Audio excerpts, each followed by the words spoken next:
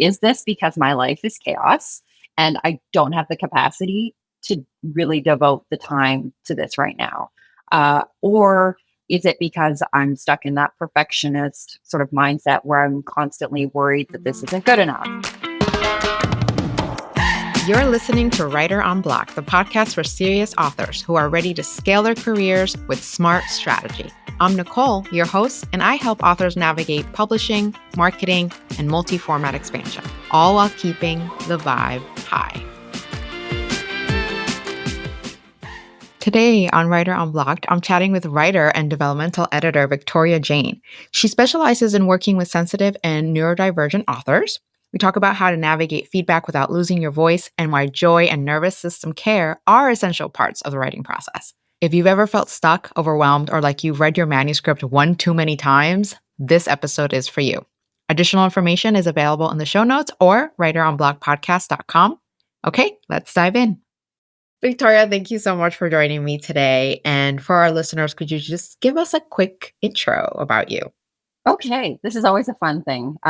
So I am Victoria Jane. I am a writer and a developmental editor, and I guess I really like to work with like sensitive writers. I have ADHD, so I kind of get that fear of like, sharing your book with other people and just like the vulnerability that kind of goes into that. So that's kind of where I find the most joy is just like really helping authors just make their story the best it can be and help people write the story that they want to write. I think that's something that I feel like is a really important thing because there's a lot of fear and around sharing stories.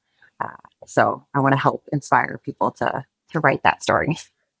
That's wonderful. I always say it is the most vulnerable thing in the world to write a book, to go through the process of thinking, is it good enough?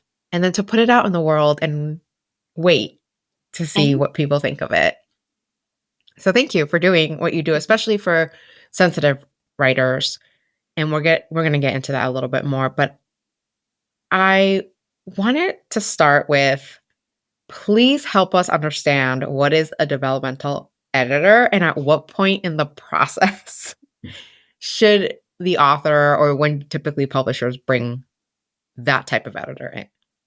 Okay, so developmental editor is the editor that looks at like the big picture stuff. I think it might sometimes or previously may have been called like a stylistic editor, like same. So it's big picture. So things like character, arc, overall plot, pacing, just like that, like showing, not telling, or showing and telling, and creating that sort of balance between things. And that's what I'm looking at when I am editing a book is the big picture, like what is going to really keep the reader engaged in the story and keep the story moving forward, addressing potential plot holes or things that maybe don't make sense that your characters are doing that just isn't fully explained and stuff like that. So that's where I come in. And I don't necessarily think there's any like hard and fast rules of when you have to do it. Oftentimes I'm working with authors who maybe have done a few rounds of self edits. And then that developmental edit is going to be a little bit heavier or a little bit more in depth because it hasn't gone through like alpha readers or beta readers or anything like that. And then sometimes I'm coming in and working with an author who has done all of that and they're getting close to the querying stage and they want to send out, the queries with the manuscript that is published, like as close to ready as possible. So that's kind of how I do it. I find it kind of can be both ways just to have that final like look through before you either send it to agents or self-publish. And then also when you're in the beginning and you're like, I've read this book 1,000 times. I don't know what to do with it now. So can you help me, please? So that's kind of the two places where I feel like it comes in.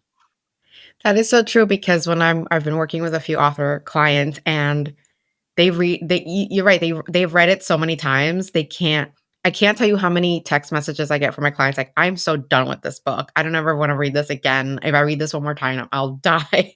So, and I read the manuscripts, but I'm not an editor and I'm very clear about that. So I'm happy to read and give feedback. But I think what you do is very valuable because you need that outside person to read it and then tell you from that standpoint what's going on with your story. Have you ever encountered someone that what do you how do you handle like giving the feedback and then an author may be very resistant to a big change? So basically, my goal is to kind of like vet like we're going to start right at the beginning and like really lay things out of like this is my approach to editing. So that's why I do sample edits. I do like a free call and just like really explain the process to them so they kind of understand. And I feel like it's kind of an energy thing. Often that seems to be who I attract to people that kind of like they get the style of editing I do and the way I give feedback, and it seems to work out well. And my approach to editing is I'm not telling an author that they have to change something. It's like, okay, I suggest that this could, like, here you might want to consider doing whatever, and I'm giving them a reason why, because it is a subjective thing. So, you could have 5 editors and they would all potentially give slightly different feedback or may not agree on everything. So that's kind of how I approach it. And just with kind of the goal of making the story the best it can be. And that's kind of how I frame things. And I hope that they take it well. So far it's been good. They've kind of been like, oh, I see, I totally missed that thing that, you suggested here and that kind of thing. But I may run into that eventually where someone's like, I can't believe you told me to do that. I'm like, but it's not like I'm not the boss. Like, yeah, at the end of the day, you don't have to change it if you don't want to. So, That's a big takeaway for authors yeah. to really understand. You are the boss, the author is the boss, and just because someone is giving you an edit or a suggestion, whether it's from a beta reader, an alpha reader, your developmental, anybody, your agent, your book coach, you don't have to take it. You just are being given data to work with, and you ultimately make the decision as an author. I love that. So you do sample edit, you share samples with a potential client, and you offer a free call in the beginning. And so how can people get in touch with you? Is it through Instagram? Is it your website? Both? Yeah, both. I would say both Instagram or my website. And yeah, I get an author to send me like 1,000 to 1,500 words of their book. And then I'll go through and just kind of like basically this would be an example of how I potentially would edit the whole thing. Oh, So that wow. they can kind of get a feel for it of how, yeah, just how I approach edits. And I think that that's something really important because everybody kind of wants feedback slightly different or takes feedback different ways and stuff like that. And I really like to celebrate also what is working in a story. I think that's something that's really important as well, because it can give an author a really good visual of like, wow, like I really nailed this dialogue. And if I can pull that in other parts of my novel too, that's going to be a really great thing as well.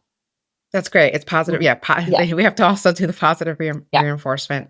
So, okay. So your website is victoriajaneeditorial.com. And of course, I'll link Yes. everything in the show notes, including your Instagram. Do you have any particular genres that you gravitate to? I really love like romance, fantasy, and contemporary and historical fiction. Those are kind of like the main, like genres that I typically edit. I love like a cozy like mystery, but those are hard to come by. But yeah, I definitely like fantasy and romance are really having their moment right now. So I'm getting a lot of those. Having the moment of Yes, moments. yes, People cannot read or listen to them fast enough. right. It's crazy. But speaking of, you are working on your debut rom-com. With You I Glow is the name of the book. What inspired you to also write a book? And how long have you been working on it? It was when I always wrote as a kid. I like journaled, and then my friend and I would write like epic fan fictions when we were teenagers. So that was always a part of the thing. But I never really thought I could write a book. And then I went to Ireland in 2018, and it was just there that the story kind of came to me. And I really wanted to write a character at the time. There wasn't a lot of like representation of like anxiety in novels, and I really wanted that to be a big part of like my main character Elle, kind of like a thing that she struggles with. And at the time, that was when it was really big and strong in my life of anxiety and just like feeling so overwhelmed. So that was kind of, I guess, the idea. And I sat on it for a couple years, and then 2020, I wrote mm, yeah, I pretty much finished it 2020 and 2021. And then again, just let it kind of sit, and revisited it a couple years ago. And now I'm in the process of like rewriting it because I've learned so much in those last like 5, 6 years of just like how to actually craft a novel and what you need to like do in order to make it interesting, and all of these like, fine tuning, all of that sort of like technical pieces that go into story writing that I didn't quite understand at the beginning. That's awesome. So your work has influenced over the years how you're shaping Mhm. your own book. And let me see, I remember seeing this on your website. Mhm. You have a cover for it. I I'm do pretty have a sure cover. I it's do. so cute. How I did love you it. where did this cover come from? I did it through Etsy. I believe her name is Booked Forever. I can definitely have the link there. She's done a few, like if you go to her Etsy page, she's done like multiple covers. She's really great at the illustration covers, which are like, again, having their moment right now. And I really loved it. And I thought doing a cover would motivate me to kind of like keep going and the writing and like, hey, like we got to do it. I can't change the title anymore because I would spend way too much time changing titles. So I'm like, nope, this is done. So yeah, I really, really love it. That is such an interesting Yeah. tactic to have the book cover done so that it's a motivator to keep writing the book. I don't know, that might Yeah. work for people if you Uh-huh. wanna invest in some cover art, even Yeah. if it's not the final, to Yeah. to print it and pin it or make it your Hmm. wallpaper. Hmm. Yeah, I've definitely. never heard that before, that's awesome. Yeah. That's good. So what drew you to developmental editing specifically? Well, I love the big picture stuff. I think that's something that I've always been really good at. Like I've always, and it's probably why I love writing. It's just like people watching, noticing the little details in things, and like I really enjoy that. So I started, just practicing it, and then I found a few courses, and then I'm like, oh wow, like I really love this. And then the feedback I was getting from the people that I was, practicing with was really positive. And it was such a fun kind of thing just to help authors, yeah, make their story like the best it can be. And I found it really inspiring and exciting. And yeah, I'm really excited that I just decided to dive in. So that's kind of the motto of my life. I just kind of like, this looks fun. Let's try it. So I'm glad it's stuck, and I'm really enjoying it. And just yeah, it's been so fun to meet all these amazing authors and read all of these crazy amazing books. That's good. I know it's part of the joy of what we do is Mhm. we get to read all this great Right. stuff Yeah, before anybody else. I know. It's so exciting. It's a privilege. It's a Yeah. privilege. So talk to me about working with sensitive and specifically ADHD writers. Like what are the challenges there and how do you approach that differently with them? I think just like recognizing, like, I know for me, like rejection can feel like really heavy. And like, even it's that sort of like perceived rejection of somebody like telling me that the book is bad, or like that, all of those fears and whatever. So, really trying to kind of like help them from the beginning, be like, okay, this is how I approach things. I am not going to tear your book apart and be like, it is bad. Cause I don't really believe that. I feel like every book, it, every book has an opportunity to become better. Right. Like, so, that's really how I think that approach really helps, and just celebrating what is working in their novel I think is really helpful. And I think also taking out, like, I'm not telling them, like, it's not my opinion of whether or not I like it, because sometimes I'll edit genres that are not like my most favorite to read. I wouldn't necessarily read a book of that particular genre, but I really enjoy like reading it from the like that sort of like client perspective, and it helps me just grow as a editor. And it's, yeah, it's really cool to see how they create these stories. And I think just recognizing that it's scary and vulnerable, and really like explaining that to them and be like, I know, like, this is scary, and I've done the scary things too. I think that as well, of like being open and like, I'm doing it too. I sent my book to like alpha readers and developmental editor and all of that stuff, so I'm like, I know how scary that can be. And I think that kind of helps make it a little less overwhelming for them. Right, to have a partner in the journey that understands. Talk to me about how does ADHD make it that much harder to say write a book? Aside from the obvious, like, oh, you're supposed to sit down and write and you can't concentrate. Yeah, I think it really like every person obviously is going to be so different in their journey when it comes to that. I find at least in my world like the consistent routines. Like I'm more of a mood writer, so that means that it takes a lot of a longer amount of time to write. Or if I want like just the yeah, just trying to figure out how I can fit it in and kind of also getting stuck in the perfectionism that sometimes I find that is a big thing for those of us that have like ADHD is just we're so obsessed with like if it's perfect then no one can say anything bad about it, right?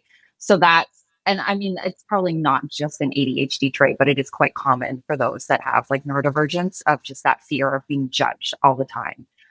So I think that really being mindful of that and doing things outside of writing to really support like my whole body as well of like I'll talk a lot about like nervous system regulation and just really taking care of these like just your life like feeding yourself and all of these things that are really important because if you're not doing that then it's going to be really hard to tap into like creativity and feel like you can actually show up and put your best words on paper. So yeah, that's I feel like that's sometimes like the logical, simple things of like, did you drink water? Like, have you just existed on coffee today? Like, okay, You're talking to me. You're talking right? to me right I now. know, right? It's hard though. It seems silly that it is hard, but I think when your brain works that way, it you get it, right? So it's really just remembering that how you write is going to be unique to you. So I think that's something that I am constantly reminding myself and other people as well of just like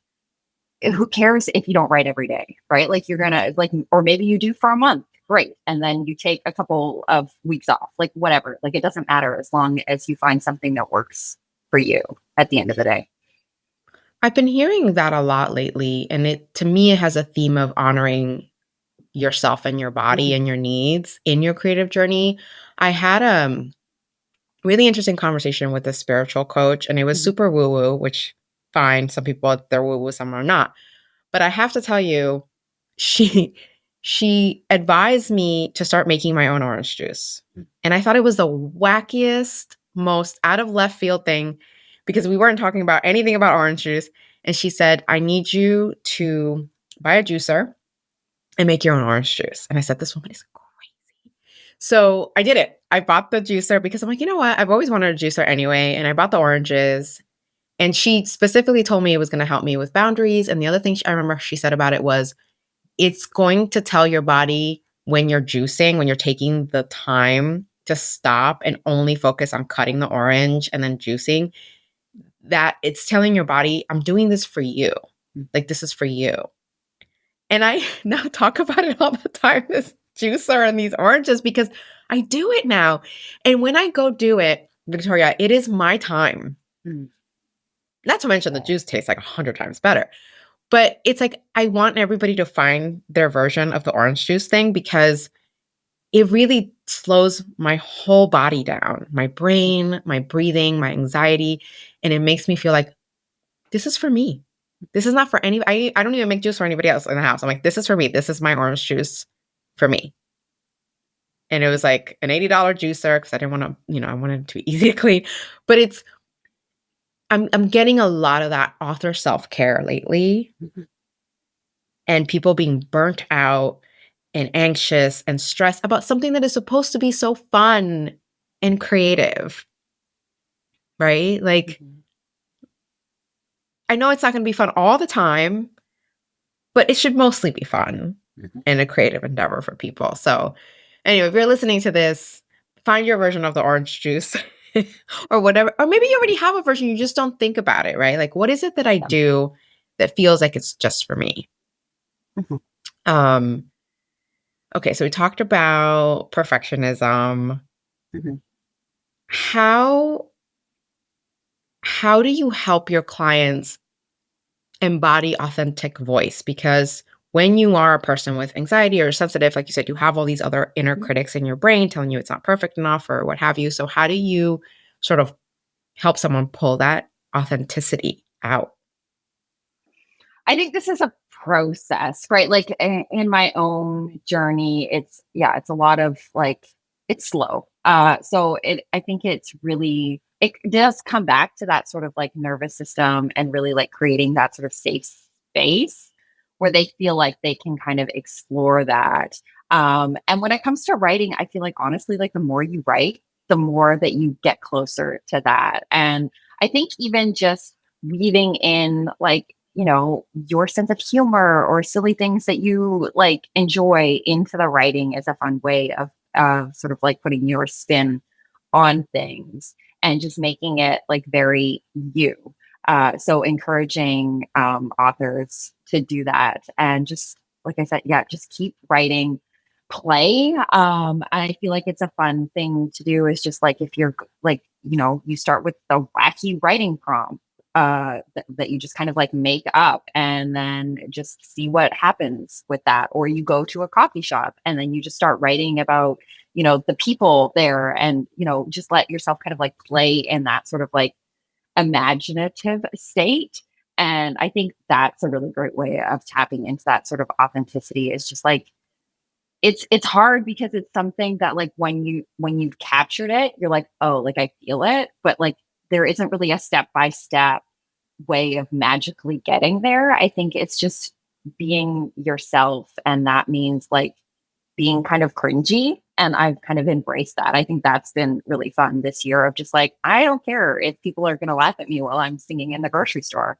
It brings me joy. So, like, that stuff I think is what helps kind of like tap into yourself. And you don't have to do it publicly. Like, you can do it at home. Like, even something like dancing crazy can feel really uncomfortable for some people. So like bringing in those little things that kind of show yourself that it's not scary is a great way, and then you kind of build on that, and eventually you do get more confident in yourself, and you know that okay, like this is just me and this is how I write, and recognize that you're always evolving, right? Like so there's never like it's never like an end goal. It's just this constant growth and learning and exploring, and it becomes really fun. I think that's at least I feel like that's how it should be. It's just fun, and then you get to see what comes from it. Exactly. Yeah. No, again, the fun part, we need to put the fun part back Mhm. into our creative endeavors because there's a lot of hustle culture and a lot of you have to monetize anything that brings you joy nowadays. And it's like, where is the fun? And as children, we used to play a lot and move our bodies a lot. Like the dancing thing is a good one because as children, we move a lot. Mhm. And as adults, we do it less. And I do think there is a connection between movement and your brain being able to settle into that creative mood. So whether it's a run, a workout, a dance that nobody has to watch, or you could just lock the door and Yeah. just move the body, move that energy around so that it's just not like you to just feel this stagnant. And people might surprise yourself. Yeah, you feel find a lot of authenticity Mhm. through even what kind of moves you do or Mhm. what kind of music you put on for that exercise. Or if Mhm. you put any music on at all and it's all like sort of flowing in your head. So you said you were a mood writer. Are you a mood editor? Do you have to be at a Uh, certain I feel like it's different with that because I feel like I'm like, oh, I need to get it done, and there's that like, oh, like I really want to make sure that I'm hitting deadlines. So there's that like a little bit of like panic when it comes to that, but like it's good. But yeah, I am definitely more of a mood reader, like outside of editing, and stuff like that. So I feel like it really works out well. Oftentimes, the books that I'm like kind of like reading, I end up editing. So it kind of I'm grateful that that's kind of been a thing where it naturally kind of coincides of the vibe that I'm in. I do think writers do write kind of weirdly seasonally because I have done some editing for like, like a beach read that's very like summer vibes that are like obviously we're heading into like spring and summer. So it's been kind of fun that's happened that way. I know I love my cozy, wintry Yeah. rom-coms in Right. the late fall, Hmm. early winter. And then you're right, we get the beach reads, the cool covers for the beach. How I know it differs per book, obviously, in Hmm. word count, but generally, if someone submits for developmental editing, is it a process that takes a couple weeks? Is it Hmm. months? Like, what's the sense of Um, timeline? yeah, usually for me, like you said, it does depend on word count. I want to say for like a standard novel that's anywhere from 75 to 100,000 words, because I do price in like word count ranges rather than per word, which is pretty common in the editing industry. So that usually takes about 5 to 6-ish weeks, I'd say, for me to edit. I do kind of give myself like a little bit of time just to make sure that everything is, yeah, that I'm giving like my full attention to the novel. So the most it would take would be about 7 weeks, I want to say, for that kind of range. If it's like over 150,000 words, then obviously it's going to take a little bit longer. But usually, upwards of 100,000 and under, it's about 6 to 7-ish weeks and such. So it's not super fast, but I am a pretty quick reader. So I feel like that helps. That's great. As I'm hearing you talk, I'm just wondering, like, what is the transformation? Like, what is the feeling that an author has coming to you and worried about the book and the structure? And like, how do they feel afterwards when you've done all this great work and everything's such more clear? Because I can imagine just the changes, and even if they're small changes, like how much more clear something can get once it goes through that developmental process. Mhm. Yeah, definitely. I feel like it's helpful for them, and like often the feedback I get is like they're like, "Oh, I didn't even think to do this here," because I feel like we touched on it earlier. Of you're just so close to the novel as the author, like you know the characters inside and out, you know everything that's supposed to happen, but I don't know any of that stuff. So it's sometimes you miss things that are seemingly very obvious that you're like, "Oh, duh, like I can't believe I didn't put that in there." And it just my goal is to help it like become, yeah, richer. And I think that's something that I really enjoy is getting to know their characters and see like how they grow through the story, and then to know that they're going in and like making them even more, yeah, just that emotional connection. I really love like character driven stories of just like seeing the characters in their mess and rawness and then to see how they grow. So I find that that's often the biggest thing that I feel like a lot of authors take away is just they're like, oh, I know what to do now, or I know where to focus. And they have that confidence of like, I could self publish this like sooner than I thought, or like they know where to take the edits. Whereas when they started, they're like, I have no idea what to do here. Help me. I I we've touched so much on the humanness Mhm. of it. So inevitably that always leads me to ask, what are your thoughts and feelings about AI use for authors? And that covers Mhm. a lot of different areas. Writing, editing, making cover art, writing the blur. Like, how do you view this technology, which is really just emerging? Yeah. So AI use is a very hot topic in the author world. And I feel like for me, it's something that I like, obviously, I'll use autocorrect, like that kind of thing. But I don't like to use it in any sort of creative endeavor. I feel like there's a whole bunch of like gray area when it comes to like, can you even copyright it when it is AI written? Obviously there is like when you're generating like cover art, it is potentially taking it from other, so there is that like it's stealing art from other things and stuff like that. So I would say away from it when you're doing any sort of like creative thing. I mean I could see potentially, I have heard authors using it just to help them with the research of like, I need to figure out, like, especially if you're doing like a historical or something that requires a lot of research heavy stuff and it takes a lot of time. to have some sort of engine, AI engine or search engine that's going to help you kind of narrow things down for that stuff, that can be potentially useful. But again, it's like it's a gray area. It's like some authors are like, no, I don't want to work with authors who use AI in their novels. And I don't use it when I'm editing.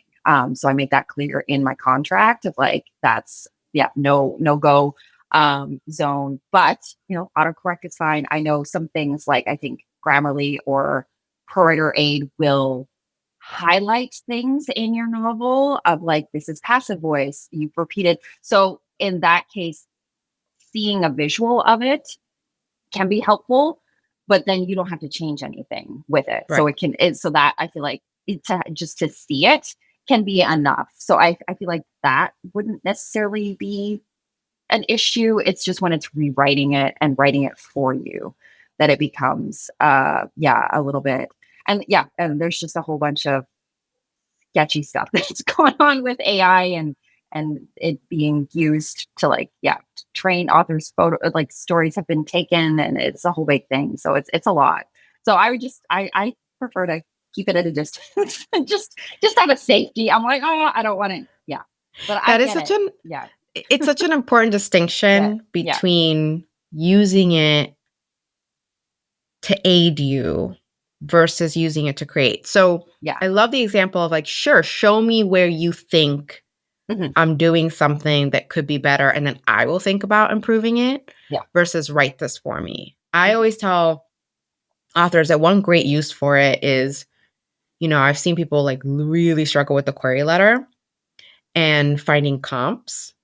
And so why would I spend hours as an author banging my head against the desk when I could just say, find me 3 comps that are similar to this?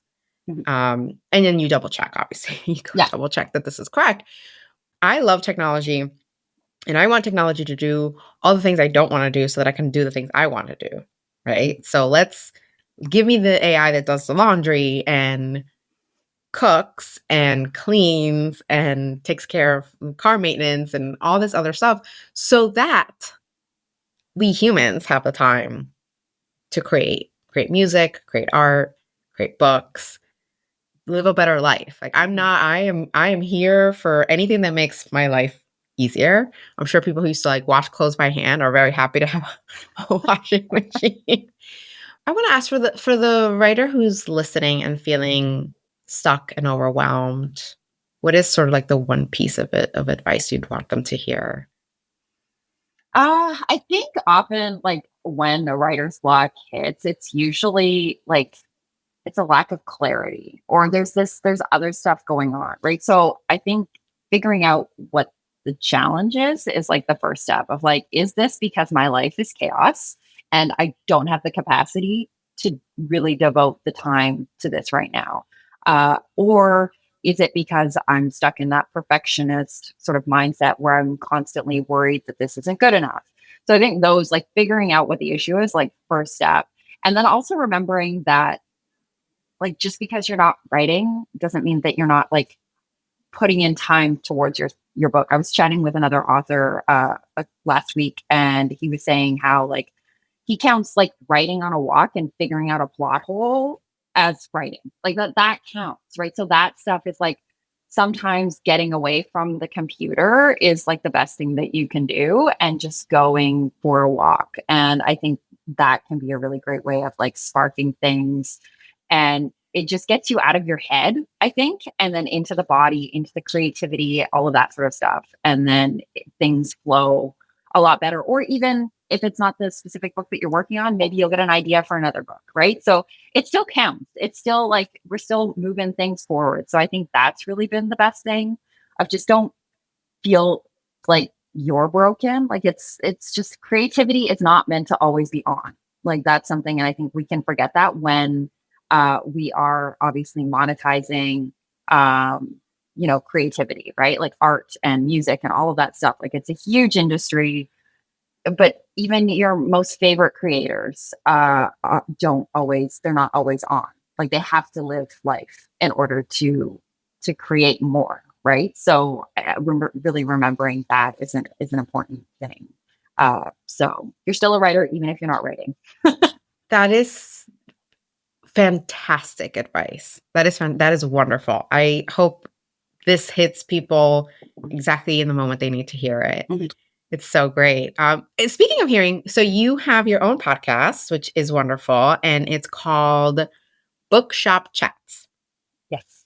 So I'm going to make sure I link it in the show notes and make sure people hop on over. What is the podcast about? Tell me about what you do there and who you bring on to have chats with. Yeah. So basically, I started it last year kind of with the idea of connecting more with indie authors, or not even just indie, like authors in general, because I know how overwhelming social media is, and they're like, "Oh my gosh, I don't want to promote more or create more graphics or all that sort of stuff." So I thought it would be cool just to chat to them about their stories, and also hopefully inspire those that have been wishing they could write a book to write a book. So that's kind of I feel like the premise of the podcast is just kind of learning more about authors and their processes and how they started writing their stories. And then also showing people that, yes, it is a lot of work to write a book, but if you have an idea or you really want to write a book, there's probably a reason for that. So how can you get those words on paper? And yeah, it's been wild to like connect to all kinds of different authors from everywhere and just hear their processes and their stories and how they got their book written, where they started. And I think that's really cool. Of just some people started writing when they were like little, and others didn't start writing until they're like 50. So I think that's been a really cool thing of just showing that it doesn't matter when. You're not too late. You can still write your book if you really want to. That is wonderful. I love that. Like I said, I'm gonna link it in the notes so people can take a listen. And I'm going to ask you my final question, which I love to ask this question. Of course, if you've listened before, it's what do you want to be true 12 months from now? Oh gosh. That's that I feel like that's such a hard question for my ADHD brain. Like all of the things. I think just continuing to be able to work with amazing authors would be like, yeah, my dream. And just really creating a space where I can help others just find that creative spark. So what that looks like, I'm not 100% sure yet, whether it's like courses or like in-person events or something that just creates that, yeah, just that space where especially as adults, we get to play and have fun and just create again. Cause that's something that I love. And I feel like bringing back some of the essence of like the old TV shows I used to watch when I was a kid into adulthood. I feel like it makes it so much more fun. And I think that's what we need is that like storytelling, art, messy, and just creating for fun kind of energy and in our life. And I think that would make people feel a lot better. I love hearing that your answer because we need more of you, Victoria. We need more of you out there supporting this type of creative life and supporting people who are struggling to get there, whether because of they're sensitive or neurodivergent or because life is hard. So thank you so much for coming on.